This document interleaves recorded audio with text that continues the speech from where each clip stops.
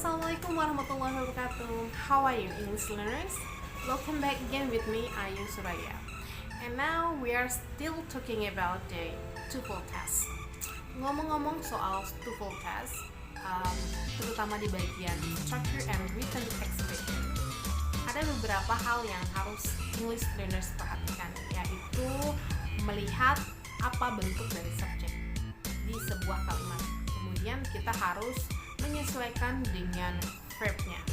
Nah, pembahasan ini disebut dengan istilah subject and verb agreement. So, are you ready? Let's start. Sebelum mulai, jangan lupa pencet tombol subscribe. Ini sudah dijelaskan sedikit di video saya yang lalu, tapi ada beberapa hal yang perlu dilengkapi dan memang penting untuk kita pelajari. Jadi apa sih subject and verb agreement ini? Ini adalah penyesuaian verb atau kata kerja dan subjek dari sebuah kalimat, baik itu subjek tunggal atau jamak, baik tunggal ini satu ataupun jamak plural. Kayak misalnya they itu kan mereka, itu jamak. Kalau tunggal berarti saya, dia. Kenapa harus belajar topik ini? Karena memang topik ini pasti muncul dalam tes TOEFL, terkhususnya di bagian structure and written expression. Prinsip yang English learners harus perhatikan adalah dia suka S. Jadi dia ini bisa hewan atau benda. Kita sebut dia dengan panggil pronoun it. Kemudian dia ini adalah wanita yang biasanya kita sebut dengan she, dan dia pria kita sebut dengan he. Jadi ketiga dia ini sangat suka dengan S. Bagian ini ya, kalau English learners bisa perhatikan, he, she, it ini memang suka S, is ada S-nya, was ada S-nya, dan verb ada S-nya dan is. Contoh katanya misalnya kata kerjanya does, watch, drinks, and so on. Kalau ketemu dengan he, she, it, mereka akan menjadi S. Sebaliknya I, you, they, we tidak suka dengan S. Jadinya verbnya bentuknya tetap seperti biasa tanpa S. Contohnya do, create, draw, etc. Oke. Kemudian kita move to the next. Jadi dia suka S ya.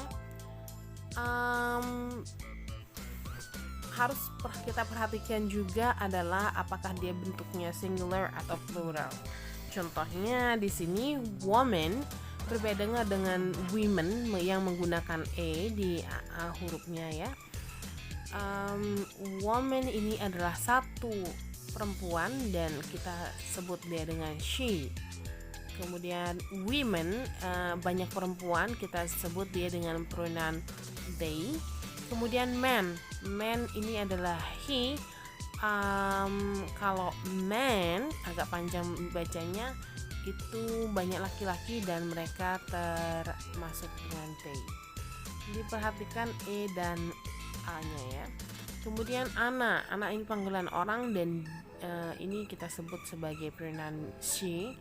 Sedangkan kalau misalnya dua cewek gitu ya, atau lebih dari dua juga bisa, Anna and Gina kita sebut dengan panggilan they. Johnny, he.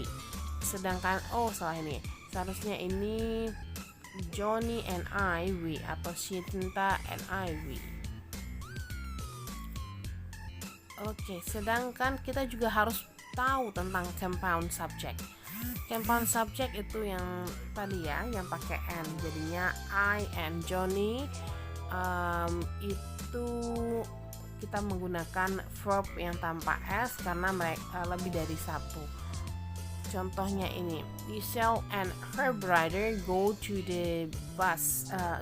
school by bus. Di sini go tetap verb tanpa s karena ini termasuk they ya, dan mereka tidak suka s, hanya he, she, it yang suka s. Kecuali di sini saya. Bagaimana dengan misalnya her brothers, banyak saudaranya.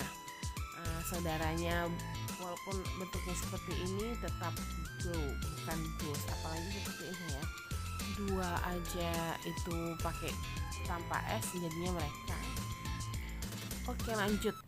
Jika misalnya ada dua atau lebih singular subject digabungkan dengan or atau nor, maka verbnya adalah dengan s atau es, karena ini kan pilihan dan pilihannya antara satu dengan satu ya, singular. Contohnya ini singular to stay dan to go ini singular, jadi kita menggunakan is bukan are karena ini antara pilihan to stay atau to go. Next, or atau nor terdiri dari singular dan plural. Nah, bagaimana kalau misalnya ada dua pilihan tapi yang satunya singular dan satunya plural? Maka verbnya mengikuti subjek yang paling dekat. Contohnya begini: the woman or her friends eat lunch here every Monday. Di sini her friends banyak ya pakai s, jadinya dia pakai it, masuknya mereka, jadi dia nggak pakai it's di sini. Nah, kecuali misalnya saya pindahkan her friends ini ke sini, misalnya her friends are the woman gitu, berarti baru woman ini kan satu, jadinya di sini pastinya it's lunch here every Monday. Lanjut, tapi kalau kita pakai but ya. Oke, selanjutnya jika menggunakan but. Jadi di sini entah itu plural ataupun singular, jadi dia verbnya mengikuti yang positif. Contohnya seperti ini ya. Kan karena but ya, ada yang positif, ada yang negatif. Seperti ini, the staff ini positif, but not the manager, bukan manager, ini negatif. Maka aturannya dia akan mengikuti yang positif. Contohnya yang ini kan positif, di staffnya ini positif. Sedangkan staff ini di sini dia perhitungannya adalah banyak per orang gitu ya. Jadi ini mengikuti plural, dia positif. Have positifnya banyak, jadi dia pakai have. Receive their salaries. Oke. Nah,